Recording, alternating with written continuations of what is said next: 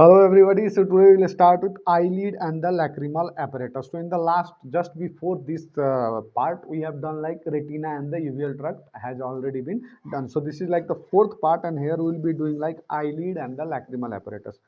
I wanted to inform you something that many of you told कि ophthalmology का एक sure shot चाहिए जिसमें अगर 2 or 2.5 hour में if we can complete everything related to ophthalmology that will be very helpful for us बोल के आप लोगों ने बोला था and I was actually working on that only इसलिए थोड़ा सा ये जो नेक्स्ट पार्ट वगैरह थे इस सीरीज में वो आना बंद हो गया था so I have now completed that whole series and I will be just releasing it 1 or 2 days later है ना मैं पहले आपको ये करवा देता हूँ उसके बाद मैं वो एक कंप्लीट श्योर सर्च सीरीज करवा दूंगा जिसमें 2 hours में your whole ophthalmology will be done either you are preparing for like your FMGE NEET PG और INSCT तीनों के लिए मैंने एक होल शॉट बना लिया और उसको मैं जनरली आपको करवा दूंगा 1 or 2 days later so next, the first question here 186 number is it identify the condition. So in this condition what you are seeing is ये देखो आप यहाँ पे है ना just see this swelling here this is nothing but the ये देखो ये inward movement हो रहा है generally inward movement so this is going towards your intropion ठीक है this is going towards your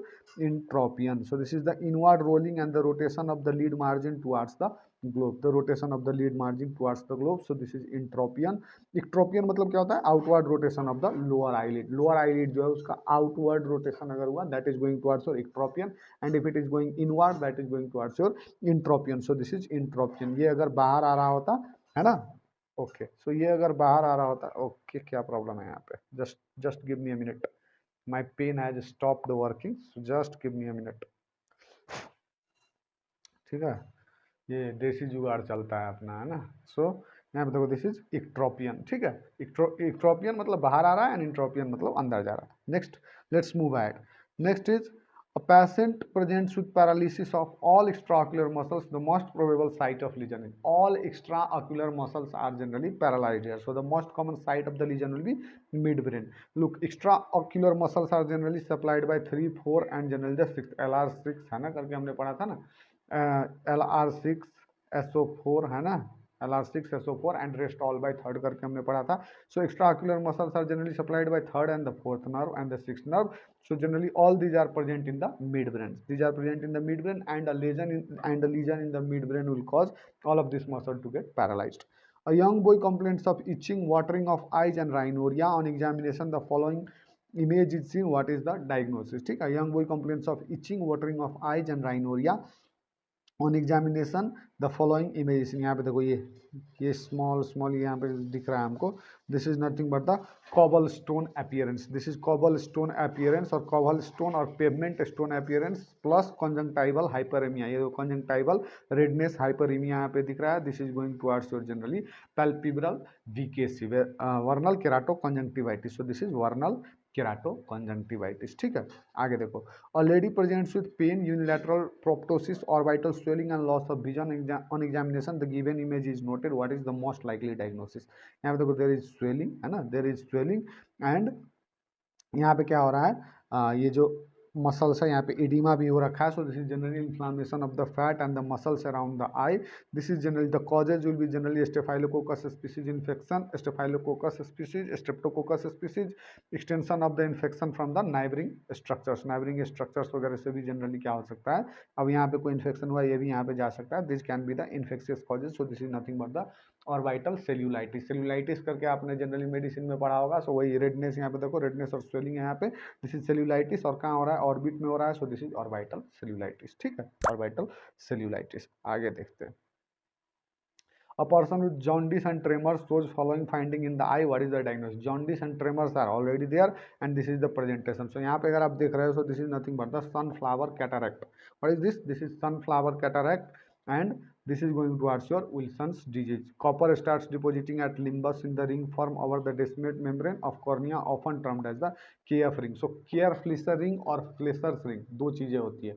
cornea वाले टॉपिक में मैंने आपको सिर्फ फ्लेशर्स रिंग पढ़ाया था फ्लेशर्स रिंग्स कहाँ देखा जाता है now it's your turn to tell me in the comments and ये क्या है जनरली एक केयर फ्लेशर्स रिंग है and this Kayser Fleischer's rings is generally seen in the Wilson's disease the below pathology is associated with यहाँ पे देखो ये now this is not cobblestone this is like sago grain follicles and this sago grain follicles are generally typical of chlamydia trachomatis infection instrument Son in the image is use for which of the following clinical condition. ये जो instrument यहाँ पे दिखा रहा है this is nothing but a chalazion clamp और chalazion clamp जो भी बोलो आप, ठीक है। Chalazion clamp, it is applied to the lower lid, the clamp is tightened and use to evert and expose the conjunctival aspect of the eyelid। palpebra दो टाइप, conjunctival palpebra and bulbar palpebra, there are two types, है ना। तो generally ये conjunctival aspect of eyelid को generally क्या करने के लिए, एक्सपोज करने के लिए यूज होता है। This is nothing but the chalazion clamp, it is instrument for Calagian। A 5-year-old suffering with chronic epiphora has appeared in the clinic। What is the next step of management? So chronic epiphora in a 5-year-old people, ठीक है। 5-year-old person, chronic epiphora। So what is epiphora? First let's see what is this epiphora। Epiphora is nothing but the overflow of tear into onto the face, either due to increased tear production or blockage in the outflow tract। तो generally क्या tier क्या हो रहा है, excessive tier क्या हो रहा है, फेस पे आ रहा है, overflow of tear onto the face, and that can be due to, क्या हो सकता है कि टीयर ही बहुत ज़्यादा प्रोसेस हो रहा है, बहुत ज़्यादा प्रोडक्शन हो रहा है टीयर का, या फिर क्या हो रहा है आउटफ्लो ट्रैक जहाँ से टीयर बाहर जा सके उसमें जनरली क्या हो रहा है, ब्लॉकेज हो रहा है। ट्रीटमेंट क्या होगा इसका, dacryocystorhinostomy. The treatment will be dacryocystorhinostomy. It is a surgical procedure to restore the flow of tears into the nose from the lacrimal sac when the NLD does not function, means nasolacrimal duct में अगर obstruction है या फिर due to some other problems it is not functioning। Note यहाँ पे क्या याद रखना है कि atrophic rhinitis ये क्या है, generally absolute contraindication to DCR, that is dacryocystorhinostomy नहीं किया जा सकता when there is atrophic rhinitis, ठीक है। So this is dacryocystorhinostomy. Next देखते हैं appropriate treatment for the congenital ptosis। so congenital ptosis के लिए, for ptosis means drooping of this eyelid हो रहा है, this is called as ptosis। so ptosis में generally the treatment of choice will be surgery, ठीक है। so there are different types of generally surgery, और यहाँ पे congenital ptosis के लिए पूछ रहा है। so different types of surgeries for ptosis, different type of surgeries available for ptosis are Fasanella Servet operation for mild ptosis, Blaskowitz operation, LPS resection for moderate or severe ptosis, and frontalis sling surgery for completely paralyzed levator muscles। It depends upon the generally what condition the person is facing. So यहाँ पे congenital ptosis के लिए सबसे best होगा LPS resection, ठीक है। Internal hordeolum is due to inflammation of, internal hordeolum is generally due to inflammation of meibomian glands. Meibomian glands में अगर ब्लॉकेज हो जाए तो it can lead to chalazion. These are two different things. अगर जिस gland में infection हो जाए that is called as external hordeolum और स्टाई भी बोलते हैं इसको, ठीक है। एक्सटर्नल होडियोलम और stye. So our answer will be meibomian glands here. Chronic granulomatous inflammation in upper lid with painless swelling। So painless swelling is generally going towards your Calagian, ठीक है। Calagian, it is going towards your Calagian, क्योंकि internal hodiolam जो कि staph infection से हो सकता है, that can be generally painful, whereas external hodiolam is again painful। आगे देखो, in dacrocystorhinostomy lacrimal gland opens into, lacrimal gland opens into। so generally normally अगर देखो तो nasolacrimal duct it generally opens into the inferior meatus। this again can be asked as a question कि normally nasolacrimal duct opens into inferior meatus, that again will be asked in your generally ENT में पूछा ही जाएगा। but dacrocystorhinostomy में lacrimal gland will be opening to middle meatus, ठीक है। adhesion of margin of two eyelids, ठीक है। adhesion of margin of two eyelids is generally called as what it will called as। so look यहाँ पे different options दिए हुए हैं, symblepharon, lagophthalmos, blepharophimosis and ankyloblepharon। so let's see what all those options are telling।